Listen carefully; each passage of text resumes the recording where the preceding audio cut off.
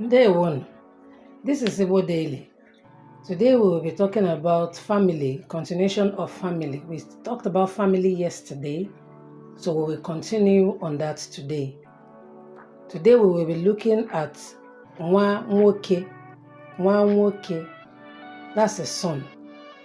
A daughter is known as nwa nwaanyị. Nwa nwaanyị. Your nephew is known as nwa nwanne m.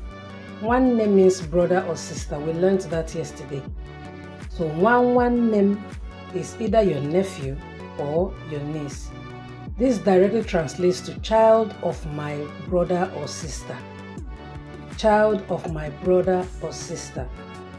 So you have learned a few words to use to describe members of the family in Igbo language.